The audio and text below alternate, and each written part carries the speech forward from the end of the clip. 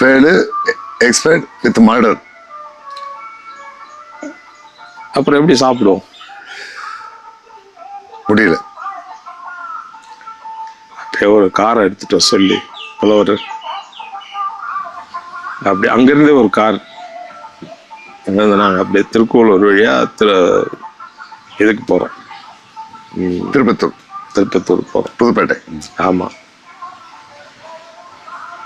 கூட அவன் தம்பியை வேற விட்டு வந்தோமே, தமிழ் செல்வன் தம்பியை. 2 நாளைக்கு முன்னாடி விட்டு வரீங்க. வேல் கூட தானே இருக்கான். என்ன ஆச்சு? தமிழ் செல்வன்ட்ட சொல்றேன், தம்பி அங்கதான் இருக்காரு. தம்பியை விட்டுட்டு வந்த தோழர். தம்பி போனா அப்புறம் அந்த தோழரை போயிட்டார். வேலுக்கு முன்னால தன்னுடைய சொந்த தம்பியோட ஒரு பொருட்டா தெரியல அவருக்கு.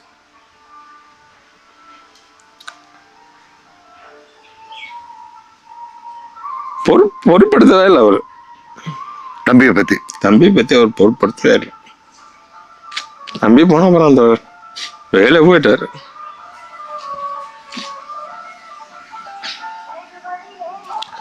அப்புறம் நாங்கள் போயிட்டா முழுக்க கடையெடுப்பு, ஊரெல்லாம் கடையெடுப்பு. நாங்கள் போறதுக்குள்ள அவர் போஸ்ட்மார்ட்டம் உடனே அடக்கம் பண்ணிட்டாங்க. ஏன்னா தந்தி வர்றதுக்கு தாமதம் ஆயிருக்கும், நீங்க போறது தாமதம். ஆமா, போலீஸ் ஏராளமான போலீஸ்.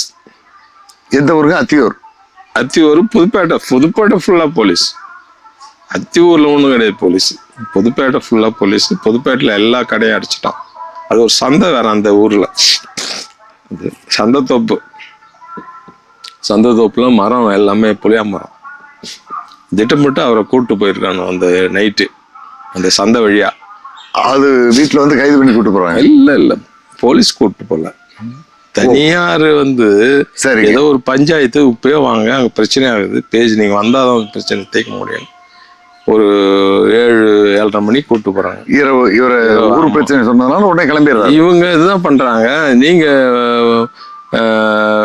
தம்பியை கூப்பிட்டு போங்க கூடாது, தமிழ்மணியான்றாங்க அவங்க.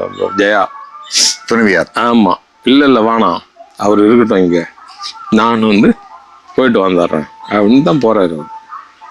எல்லாருமே அந்த புளிய மரவுல கத்தி வச்சுக்கிட்டு எல்லாம் இருக்கான், மறைஞ்சிட்டு. இவரை முன்ன விட்டு விட்டான், பின்னால இங்க விட்டான், தலையிலே வெட்டி. அவருடைய மூளை வெளியே வந்தவருக்கு தான் போயிருக்காங்க, வெளியே ஏற்றுது.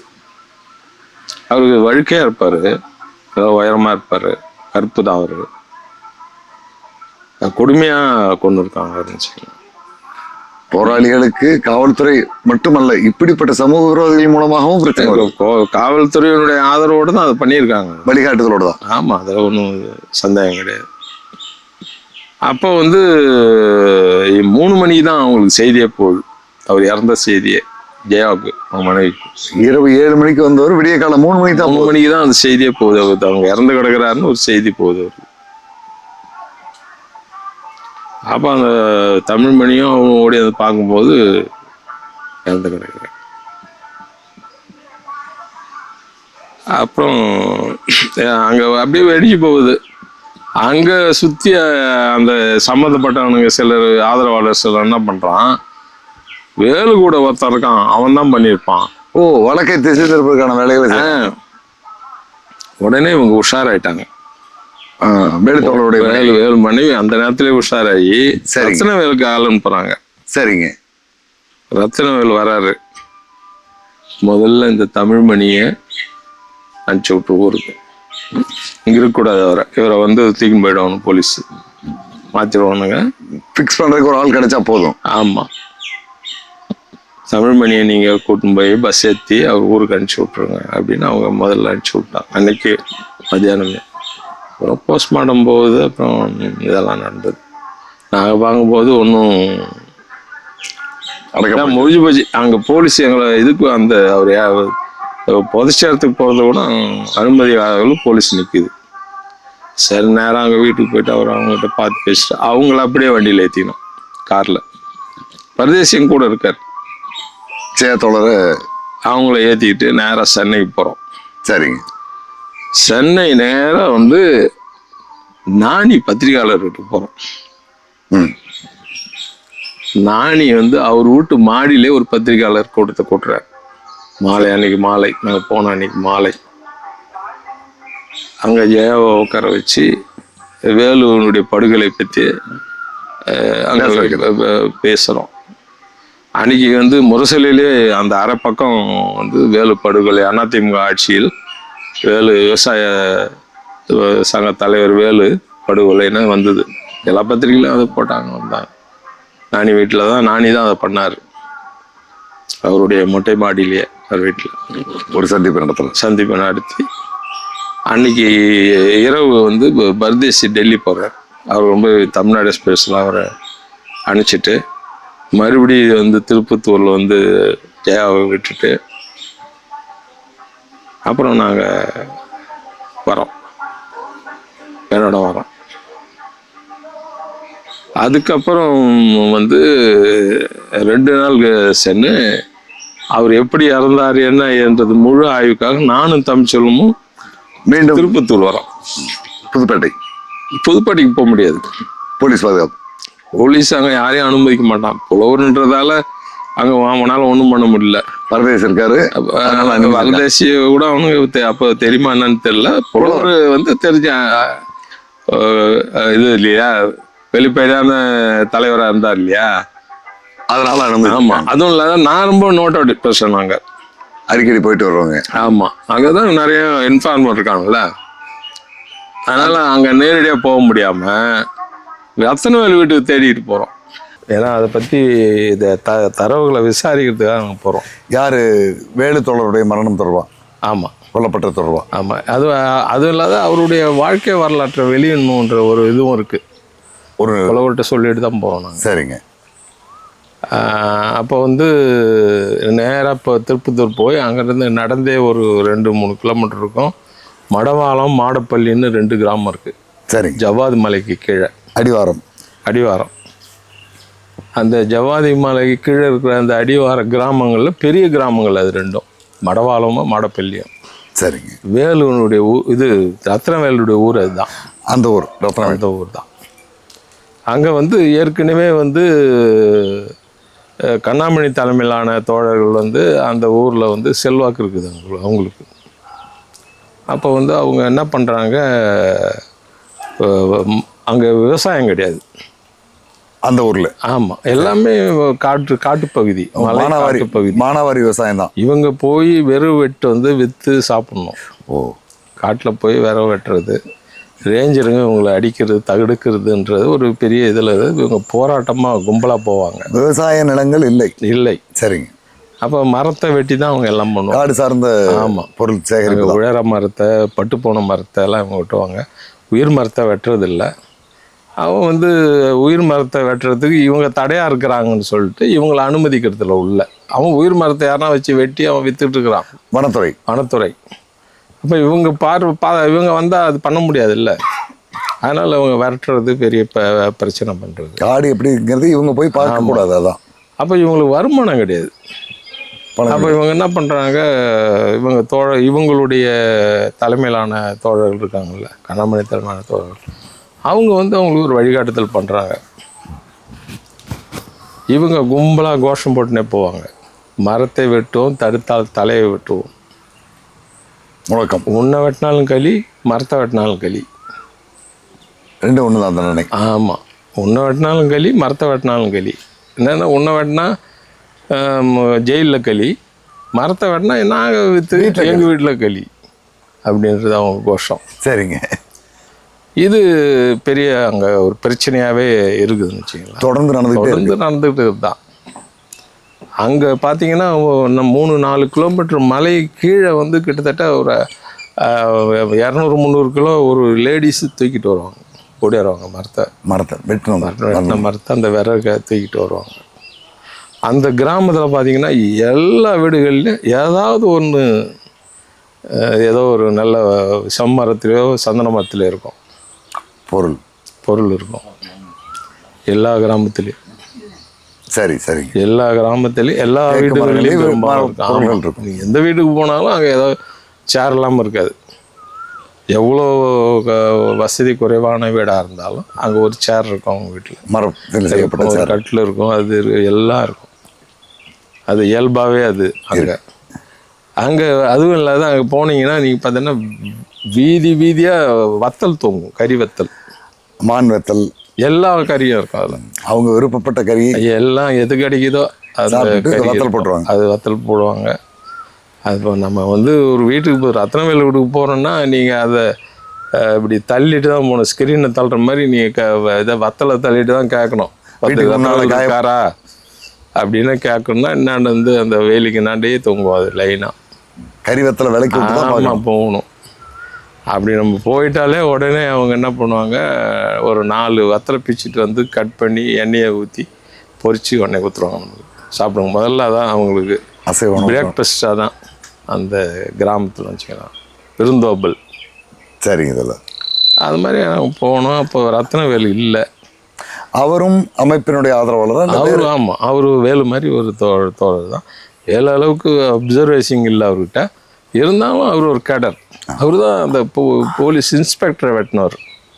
ஒரு இன்ஸ்பெக்டர் வந்து நிறைய தோழர்களை இது பண்ணி டார்ச்சர் பண்ணி பயங்கர தொல்லை கொடுத்துருந்த ஒரு இன்ஸ்பெக்டரை அவர் தலைமையிலான ஒரு குழு தான் போய் வெட்டி பெரிய பிரச்சனையாகி அதுதான் வழக்கு நடந்துட்டு. அதுல வேலுவும் சேர்த்தப்படுறாரு. வேலு கிடையாது அதுல இல்ல. அந்த ரத்னவேலு வழக்கில். தான். ஆமாம், ரத்னவேலோட சேர்ந்தவங்க தான். சரி. நல்ல உயரமாக உங்களை மாதிரியே இருப்பார்னு பார்த்தீங்களா, நல்ல கலராகவும் இருப்பார், நல்ல உயரமாகவும் இருப்பார். அப்புறம் அவர் மாலை வந்தார். அப்புறம் நாங்கள் சொன்னோம், அவர் சில இதெல்லாம் கூப்பிட்டு போனார். கூப்பிட்டு போய் அவங்கெல்லாம் நடந்தது என்னங்கிறத பத்தி. விசாரித்தோம் அதெல்லாம். ரெண்டாவது வேலுக்கினுடைய வரலாறு ஓரளவு தெரிஞ்சுக்கிறதுக்கான முயற்சியை நாங்கள் ஈடுபட்டோம். சரிங்க. அது நோட்டீஸில் கொண்டு வரத்துக்கு. அப்புறம் இரவாயிடுது அன்றைக்கி. அப்புறம் நேரம் வேலு வீட்டிலே தங்கிடலான்னு வந்தோம். வேலு என்ன பண்ணார், இங்கே தங்க வேண்டிய தோழர் வீட்டில் தங்க முடியாது, இன்றைக்கி நைட்டு எப்படியும் போலீஸ் வருவான், யாராவது இன்ஃபார்ம் பண்ணிடுவாங்க, நீங்கள் வந்து சொல்லியிருப்பாங்க. ஆமாம், சொல்லியிருப்பாங்க, அதனால் நீங்கள் படுக்க வேணான்னு சொல்லிட்டு ரொம்ப நேரம் கொஞ்ச நேரம் எல்லாம் ஓரளவு எல்லாம் படுத்த பிறகு அங்கேருந்து நாங்கள் வேறு இடத்துக்கு கூப்பிட்டு போனார். ஓ, யாருக்கும் தெரியாமல் போகிறது. ஆமாம், ஏன்னா அங்கே உடனே அங்கே வர்றதையும் யாரும் சொல்லக்கூடாது இல்லை. வெளியில் போனாங்க. ஊரை விட்டு வெளியே போகிற மாதிரியே போய் வேறு பக்கமாக வந்து ஒரு வீடு, ஒரு மெத்த வீடு, அதே ஒரு அதே ஊரில் அந்த மெத்த வீட்டு மேலே மாடியில் அவரு, நான், தமிழ்ச்செல்வம், இன்னும் 2 தோழர்கள் அவரோட இருந்தவங்க படுத்துட்டு இருந்தோம். கரெக்டாக அந்த நள்ளிரவில் போலீஸ் வருது. வழக்கமாகவே அந்த காலகட்டங்களில் தேடி மாதிரி அவங்க இப்போது அது மாதிரிலாம் நிறையா வந்திருப்பாங்க பொழுது. வந்திருக்காங்க ஆட்கள்னால அன்றைக்கி வரலாம் ஸ்பெஷலாக. சரிங்க. அவங்க கட்டிலில் அவங்க அப்பா படுத்துட்ருக்காரு, அப்படியே துப்பாக்கியை நீட்டியே எழுப்புறாங்க. யார்? வேலு அப்பாவை. ரத்னவேலு ஊருக்கு போய்க்கிறான், தெரில இல்லை அப்படின்னு அவர் ஏதோ சொல்ல. அப்புறம் யாரோ ஒரு செய்தி கொடுத்து அங்கே வர நாங்கள் இருக்கிற இடத்துக்கு, அந்த இடத்தை பற்றி தகவலும் போயிட்டு. ஆமாம், அங்கே அவர் ரத்னவேலு கூட ஒரு ஆள் அதை கண்டுபிடிச்சிட்டான், போலீஸ் வர்றது. அந்த ஷூ கால் சத்தம் அதெல்லாம் பார்த்து கண்டுபிடிச்சி உடனே அங்கேருந்து கீழே குதிச்சு, மாடினா ரொம்ப இந்த பக்கம் உயரமான மாடி, அந்த பக்கம் கம்மி, அந்த பக்கம் மலை மாதிரி ஒரு பகுதி, உயரமான பகுதி. ஆமாம், தப்பிச்சு ஓடு. ரொம்ப தூரம் ஓடிட்டோம். அப்போ இவர் சொன்னார், ரத்னவேலு சொன்னார், அவன் ஷூட் ஏதோ பண்ணுறானுங்க பொழுது, அங்கேருந்து தொடுறானுங்க அப்படின்னாரு. ஓ, அதுக்கு ஆயத்தமாக இருந்திருக்காங்க. நம்ம பார்த்து ஏதோ சுடுறான் தோழர், நம்ம அதெல்லாம் ஒன்றும் ஆகுது, நம்ம அந்த தூரத்தை தாண்டிட்டோம், ஒன்று நீ ஓட வேண்டியதில்லை பார்த்துக்கலான்னு அடுத்த நாள் வேறு அவர் ஒரு இடத்துல கூப்பிட்டு போய் அங்கே இருந்துட்டு காலையில் வந்து அப்போ அந்த நோட்டீஸ் வேண்டியதெல்லாம் எழுதி தயார் பண்ணிக்கிட்டு மறுபடியும் பெண்ணாடம் வந்து பெண்ணாடம் வரல, நாங்கள் நேராக திருப்பத்து வரோம், தருமபுரி ஜீவகன் வீட்டுக்கு வந்துடும். சரிங்க. ஜீவகன் வந்து ஒரு ப்ரெஸ்ஸுக்கு கூட்டின்னு போய் அந்த ப்ரெஸ்ஸில் இதை கொடுத்துட்டு வர்றாரு, நோட்டீஸ் எழுதுனது அப்படியே கொடுத்து ஒரு நினைவேந்தல் மாதிரி பண்ணுற அன்றைக்கி அந்த நோட்டீஸை இஷ்யூ பண்ணுற மாதிரி ஒரு 4-5 பக்கம் சகப்பு எழுத்தில் வெள்ளை பேப்பரில் அடிக்கிற மாதிரி கொடுத்துட்டு வந்துட்டோம். ஜீவகன் மூலிமா அவருக்கு தெரிஞ்ச ஒரு ப்ரெஸ்ஸில் கொடுத்துட்டு வந்துட்டு அப்புறம் இருந்து ஒரு 2 நாள் இருந்துட்டு மறுபடி நானும் ஜீவமே போய் நைட்டு போகிறோம், ஒரு நைட்டே ஆகிடுது, குறுக்கு வழியில் போகிறோம். ஒரு மலைப்பகுதி காட்டு வழியாக போகிறோம். பாத்ரூம் போகலாம் தோழர்னார். சரின்னு போய் பாத்ரூம் போயிட்டேன். தண்ணியே கிடையாது எங்கேயும். அவர் ஒரு ஜாவா பைக் வச்சுருந்தார். அந்த பைக்கை தள்ளிக்கிட்டு ஒரு 4-5 கிலோமீட்டர் நடந்துருப்போம். அப்புறம் தண்ணி கண்டுபிடிச்சி அப்புறம் காலைல அலம்பிட்டு அப்புறம் போய் அந்த நோட்டீஸை வாங்கிக்கின்னு அதெல்லாம் கொஞ்சம் உறுதியான தோழர் தான் அவர். சில இதில் கொஞ்சம் சரியில்லாமல் இருப்பார். அவரும் இந்த பணம் எடுக்கிற விஷயத்தில் நோக்கமாக இருக்கிறவர் தான் அவர். தமிழரசன் சொல் தான் சரின்னு சொல்கிறவர் அவர். ஏன்னா இங்கேயும் நிறைய பேர் பாதிக்கப்பட்டிருக்கான். ஏராளமான பேரை போலீஸ் அடித்து அவங்க குடும்பத்தை நாசம் பண்ணிட்டான். அவங்களெலாம் உதவி பண்ணணும். பணம் எடுக்கிற தப்பு, பணம் எடுக்கிறது தப்பு இல்லை, அது இங்கேயே எடுக்கணும் அப்படின்ற மாதிரி அந்த எண்ணத்தில் அவர் அங்கே உள்ள கொஞ்சம் முரட்டுத்தனமான இது சிந்தனை உள்ள இல்லை. அதெல்லாம் பண்ணக்கூடாதுன்னு சொன்னால் அவருக்கு கொஞ்சம் கோபம் வரும். அவருக்கு என்ன இந்த இவர் வந்து இப்போ பார்த்தாலும் இதெல்லாம் வேணாம் அதெல்லாம் வேணான்றாரு அப்படின்னுவார். மென்மையாக போகிறது பிடிக்காது. மென்மையாக போகிறதே இல்லை. ஆளே இல்லாத இருக்கிற 4 பேரும் போலீஸ் தோர்த்துனாங்கன்னா ஓடிட்டா அப்புறம் யார் இந்த இயக்கத்தை கட்டி காக்கிறது? அடுத்த கட்ட வேலை ஆள் இல்லாத ஒரு இயக்கத்தில் இருக்கிற 4 பேரும் போலீஸ் தோர்த்துற மாதிரி பண்ணா என்ன அர்த்தம்? அடிப்படையில் தான் நம்ம கேட்குறோம். சொல்கிறது நியாயம்தான். பணம் தேவை பாதிக்கப்பட்டவங்களுக்கு, ஆயுதம் வாங்க போராட்டம் இருக்கிறவன் எத்தனை பேர் இருக்கிறீங்க? ஏற்கனவே எல்லாரையும் அழிச்சிட்டான். நீங்கள் என்ன எத்தனை பேர் இருக்க? நீ ஒருத்தன் தான் இங்கே இருக்கிற, உங்களோட எத்தனை பேர் இருக்காங்க? நீ அவனை இட்டும் போய் ஏதோ நடந்து போச்சு, யார் பொறுப்பு? அது அவன் குடும்பம் வேணாம் போயிடுது இல்லை. அந்த இதெல்லாம் நீங்கள் யோசனை பண்ணாமல் நீங்கள் இன்னும் தமிழரசனும் அதை யோசிக்க தவறிட்டார். தமிழரசன்கிட்டே நான் அதை சொன்னேன். நான் ஒரு மக்கள் திரள் அமைப்புகள் இருக்கிற இயக்கம் தான் வந்து நான் எதுவும் நினச்சா எது வேணாலும் நம்ம பண்ணலாம். அது குறிப்பாக சொன்னேன். கொண்டப்பள்ளி சீதாராம் ஐயா வந்து காட்டில் தான் வாழ்ந்தார். அவரை போலீஸ் அரெஸ்ட் பண்ணான். அவரை அரெஸ்ட் பண்ணி கொண்டாந்து ஜெயிலில் வச்சான். அவருக்கு வந்து உடம்பு சரியில்லைன்னு உஸ்மானியா பல்கலைக்கழக ஹாஸ்பிட்டலில் கொண்டாந்து அட்மிட் பண்ணாங்க சிகிச்சைக்காக. 1 வாரம் கூட ஆகலை அட்மிட் பண்ணி. உஸ்மானியா பல்கலைக்கழக மாணவர்கள்லாம் ஒன்று சேர்ந்து போலீஸை அடித்து வச்சுட்டு அவரை கொண்டு போய் காட்டில் விட்டு வந்துட்டாங்க. போலீஸால் ஒன்றும் பண்ண முடியல. மாணவர்கள் களத்துக்கு வந்தேன். மாணவர்கள் களத்துக்கு வந்ததால் அவங்க ஒன்றும் செய்ய முடியல. போலீஸ் பின் வாங்கிட்டு. ஆமாம்.